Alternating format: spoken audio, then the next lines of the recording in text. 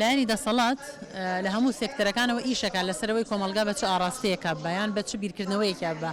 سێکتەری ڕاگەیاندنە پەروەردەیە سیاسیە دیبلۆماسیە ڕۆژەڤەکانەکە دروستی ئەکا عیلاقاتە دیبلۆماسیەکانێتی کە بەڕێوەی ئەبا مناقەشەکانێتی لەگەڵ حکوومەتی ناوەندیە ئەمانە چەند لەسەر بنەمای پاراستنی ئەمنی قەومی باشووری کوردستان و عێراقا بە باوەڕی من بەم ڕەنگە نییە ئەوەنەی کە عقلێتی دەسەڵات یان هێزی دەسەڵات لە باشووری کوردستان ئەوەنەی کاری لەسەر گۆڕینی سیاسەتە ستراتیجیەکە کردووە بە سیاسەتی شکلی و ڕۆژانەیی ئەوەنە کاری لەسەر جەوهەری پرسە گرنگەکان نەکردووە کە ئەویش مەسلەی ئەمنیە مەسلەی پاراستنی دەستکەوتەکانە من پێم وایە ئەوەندەی پاراستنی بەرژەوەندیە مادیەکان چاڵەنەوتەکان چوزانم پرۆژە بازرگانیەکان بۆ دەسەڵاتی کوردی لە باشووری کوردستان گرنگە ئەوەندە ئەمنیەتی قەومی باشووری کوردستان بۆیان گرنگ نیە و ئەوەندەش زمینەی ناو کۆمەڵگەیان ئامادە نەکردووە بۆ ئەم بابەتە ئەمە وای کردووە بەو سێکتەرانەی کە باسم کرد کۆمەلگاش ئەم بیرکردنەوەی نەبێ کۆمەلگاش لە ئاستێکی زۆر سادەیە لە ژیان و لە بەڕێوەبردننی ژیانی خۆی بڕوانێ ئەتوانم بڵێم سیاستکردن بە جۆرێکی ئەوەندە بچوو کراوەتەوە لە باشووری کوردستان کە ئەتوانی بڵێ دە ڕۆژ پێش خۆت نابینی کە ئەمە بۆ حکومڕانی یان بۆ هێزی سیاسی بۆ هێزی حکومڕانی تۆ زۆر گرنگە تۆ داهاتوو ببینی پێشبینیەکان ببینی و ئامادەسازیت هەبێ بۆ پاراستنی دەستکەوتەکانت باشووری کوردستان دەریای خوێنی بۆ ڕژاوە هەتاوەکو بۆ بە خاوەنی کۆمەڵێک دەستکەوت بەڵام بەداخەوە هەموو ڕۆژێک بۆ شایی دروست دەکرێ هەموو ڕۆژێک زمینێ دروست دەکرێت کە زمینێکی کراوەیە بۆ زیندووبوونەوەی داعش و ئێستا هەموو ساتێک مەترسی هەیە لەسەر شار بە شار و گوند بە گوندی باشووری کوردستان لەوەی کە داعش زیندوو ببێتەوە بەڵام دەسەڵاتی کوردی لە باشووری کوردستان ئەوەنەی چاوی لەسەر بربەستکردنی ئازادی خوازانە ئەوەندە چاوی لە بربەستکردنی بیری تیرۆریستی و فاشزم و داعشیەت نییە ئەوەنەی ئازادی خوازان زیندانەکە ئەوەندەی دژبەرایەتی ئازادی خوازان و عقلیەتی دژە دەسەڵات خوازیەکە ئەوەندە دژ بە ذهنیەتی تیرۆریزم و تونڕەوی ئیسلامی و داعشی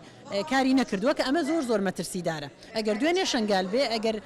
ئەمڕۆ ڕۆژ ئاوا بێ بە دڵنیایەوە سبەینە سلێمانیە هەولێ و ئێمە بینیمان هەولێرمان بینی یعنی ئێمە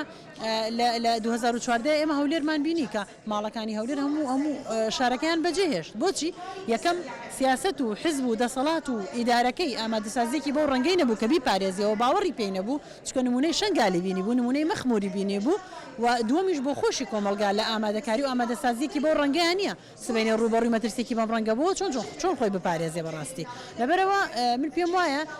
نە کۆمەلگا نە دەسەڵاتی کوردی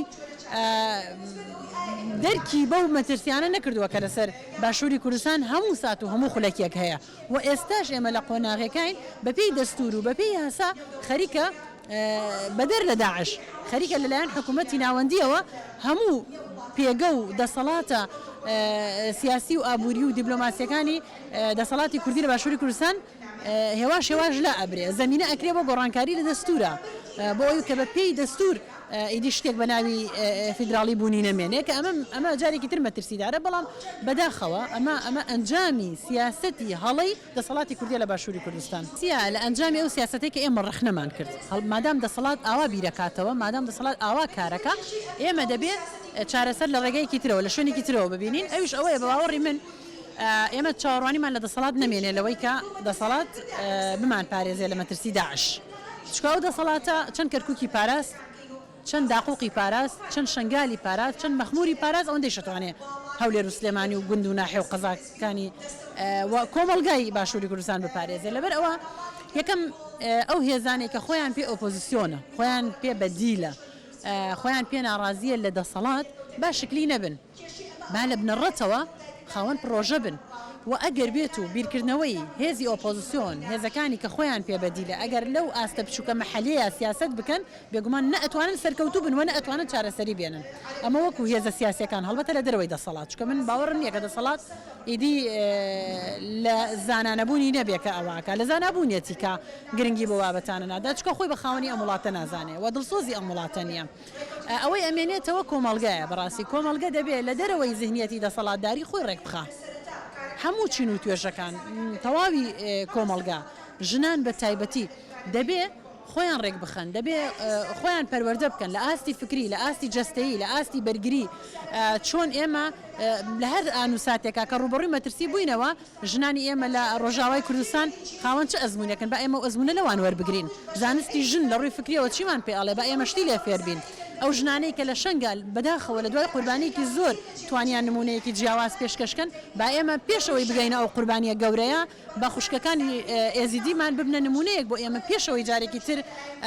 جینۆسایدێکی تری بەم ڕەنگەمان ڕوبەڕوو بێتەوە ئێمە ئامادە بین بۆ بەرگریکردن لە خۆمان ئەمە چۆنە بێ ئەمە نابێ ژنانی باشووری کوردستان چاوەڕوانیان هەبێ پیاوانی دەسەڵاتخوازی پیاوسالاری ڕەگەزگەرای دەسەڵات بێ پەروەردەمان بکە بێ پێمان بڵێ ئێوە ژنی ئازاد بن ئێوە وەرن ئاوا بەرگری لە خۆتان بکەن نەخێر چکە پیاوانی دەسەڵات ئەمەیان پێ نییە ئەبێ ژنان بۆ خۆیان لە جەوهەری کۆمەلگای خۆیانەوە لە سروشتی خۆیانەوە خۆپەراستنی خۆیان بەدەست بێنن و خۆیان پەروەردە بکەن لە هەموو بوارەکانە یعنی تەنها فکر بەس نییە جەستەش پێویستێتی و لە بواری فکریشەوە بێگومان دەبێ بزانین ئێمە کەین و ئەتوانین چی بکەین و چۆن ئەزمونە ناخۆشەکانی کە بەسەر ژنە هاتووە بەگشتی لە دنیاە و بە تایبەتی لە بابەتی داعشدا بەرامبەر بە ژنی کورد چی بەسەر ژناهات ئێمە وا بکەین ئەمە بێ مێژوویەکی ڕابردوو دووبارە نەبێتەوە ئەمە بە خۆڕێ خستنکردن خۆپەروەردەکردنی ژنان و تەواوی کۆمەلگا ئەمە دروستە بێ لە دەرەوەی زیهنیەتی دەسەڵاتداری و دەبێ ئێمە چارەسەریەکان ئاڕاستی چارەسەریەکان ئیدی لەوە دوور خەینەوە داوا لە حکوومەتی هەرێمەکەین داوا لە حیزبە سیاسیەکانەکەین داوا لە ڕێکخراوە نەزانم گرێدراوەکانی دەسەڵاتەکەی نەخێر ئێمە دەبێ لێرە بەدواوە بە تەجروبەی ژیان بە تەجروبەی تێکۆشان بە تەجروبەی قوربانیدان ئێمە لێرە بەدواوە ئاڕاستی چارەسەریەکان ڕێک بە پێچەوانی دەسەڵات بەرین ئاڕاستی چارەسەریەکان لەناو کۆمەلگاوەیە چکە تەنها کۆمەلگا خۆی دڵی بۆ خۆی ئەسووتەوە خۆی ئەتوانێت چارەسەریەکان بۆ خۆی بدۆزێتەوە نەک دەسەڵات و نەک لە تەوەری دەسەڵات داسوڕانەوە بە چارەسەری